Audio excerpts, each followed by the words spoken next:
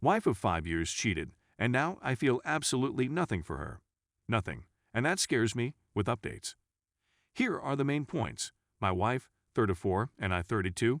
Wendy met via friends 7 years ago, dated for 2 years, and have been married for 5 years, just after I finished law school.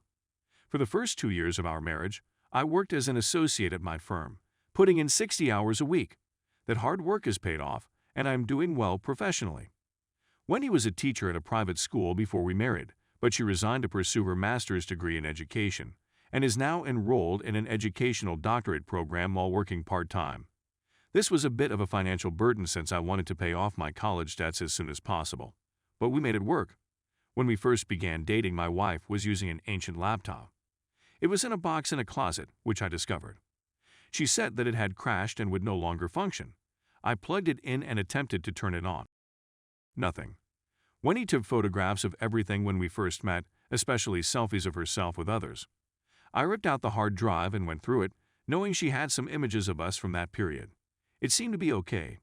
The issue has to be someplace else. I waited until she went to go see her sister before plugging it into a SATA cable connected to my PC, wanting to surprise her with images from when we first began dating. There were photographs there. There are several photographs. Some pictures were of us on dates, laughing and smiling. They brought back a lot of happy memories. However, there were additional photos of her with other individuals. I recall one individual in particular. Bob was his name, and Wendy had dated him before me. There were several photographs of her and Bob. I wanted to take just our photographs, so I figured the simplest approach would be to categorize them by date, assuming that the most recent images would be of just us. However, when I sorted them by date, several of her photos with Bob were mixed in with photos of us. I started going through the images one by one and discovered that in a number of her pictures with Bob, when they were hugging and kissing, she was wearing a necklace/locket that I had bought her for her birthday the second year we were dating. I had to borrow money from my brother to purchase it.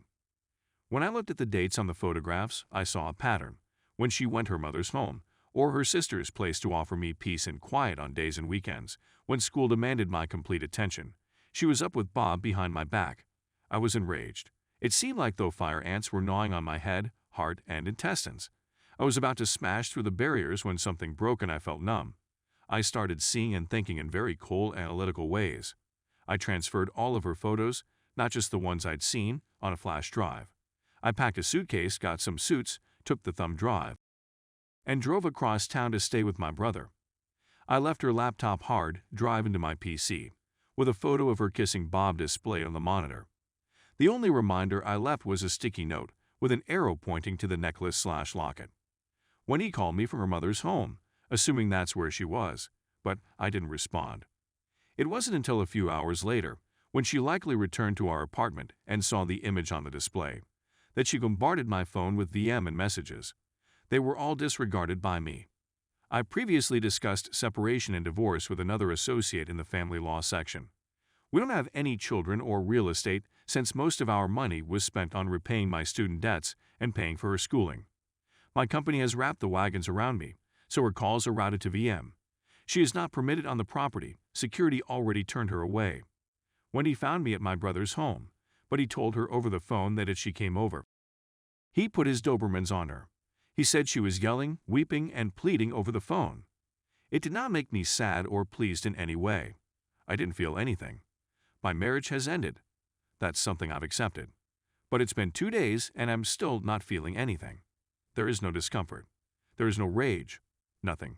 How is it possible that I no longer have emotions for her, that I have no one to see her again, that I have no desire to reconcile? Feeling nothing for her now that I'm alone with my thoughts frightens me. Is this something that will last?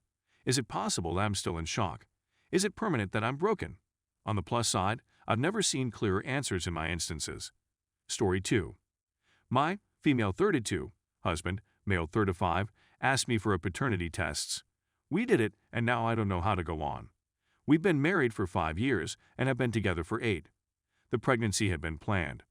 We both have steady jobs and a vibrant social life. I'm from Colombia. My mother's family is morally indigenous, whereas my father's family is more ethically Spanish. So, although I am dark and have a prominent nose, I have pale skin. Our kid, like my grandmother, has a darker demeanor. She has her father's nose, but I think she looks more like my family. So, ever since she was born, I've seen that my spouse was really anxious. He increased his work hours when she was 2 months old. He was witty and odd. He was often making jokes about how our kid didn't look anything like him. We then threw a dinner party for his pals. My grandmother fell and shattered her leg the same day. I asked him if he could spend the night with our kid. He quickly replied, yes. That irritated me, but I ignored it and headed to the hospital. When I returned, he practically demanded a paternity test. Oh my God, I blew up. I asked him if he was really treating us so badly because he suspected I had cheated. He continued repeating that it was justified, because his kid didn't look anything like him and so on. I simply remember yelling at him as if he didn't pay attention in 7th grade biology, or if he's a racist or whatever. Blowout fight occurs, I sleep in the nursery, and the following morning I'm phoning around for a paternity test appointment. It was rather pricey, and I told my husband he should pay for it. He accused me of procrastinating, and so forth. I informed him that I had never given him cause to distrust me, and that he had been punishing us for something I had never done. He paid for it, and we completed it. It took some time for the results to appear. He was giving us the cold shoulder the whole time. He remained at his friend's house. Later, it would be revealed that his pals had been pushing this problem and accusing me of being a cheater or whatever. The results are in, and no one is surprised. My hubby is the biological father. He suddenly alters his whole manner, cried. He apologized profusely. But it has occurred to far too many guys and so on. I said that I needed time and that I would take our kid to my grandmother's house. He is welcome to come visit and see our daughter anytime he wants, but I need space. So this is the first day of our separation, and I'm still furious with him. I'm not sure whether I'll ever be able to forgive him. Is divorce the only option? Update 1. We attempted couples counseling. He refused to back down. He insisted that males had a right to know whether the children were theirs. Prenatal paternity testing should be required. He refused to understand why he had harmed me. He insisted on not mistreating our daughter. Even though I had evidence in the form of home videos, he continued to deny it. After a few online sessions, there were hundreds of talks. I told him that if he had asked me at the start, all of this nonsense might have been avoided.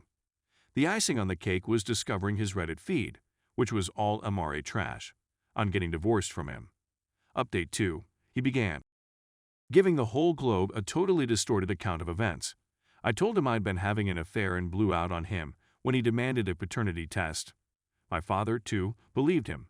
He began posting such things on Facebook and Instagram. He has reached adulthood. Many individuals approached me to make fun of me. My parents, too, refused to speak to me.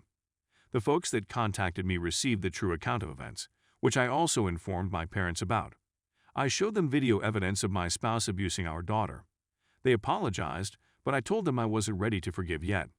They made assumptions without ever questioning me and insulted me. My lawyer contacted my husband, informing him that we would take legal action if he did not cease posting slander online. This was macho, allowing me to escape a more serious legal situation. Right now, I'm feeling really alone. The friends I thought I had called me anything derogatory. Even my parents were rude. Everything seems shaky right now. I have a daughter, a sister, and a grandmother. That's good, but they're not in the same city. I'm now seeking to migrate to that city. But first, we must determine custody. I have no doubt that I will be granted primary custody, since I earn more than my spouse and do not have to work as many hours. I'm essentially dealing right now by being busy at work and eating with friends once my kid has gone to bed. I'm hoping this improves shortly. Thank you for your time.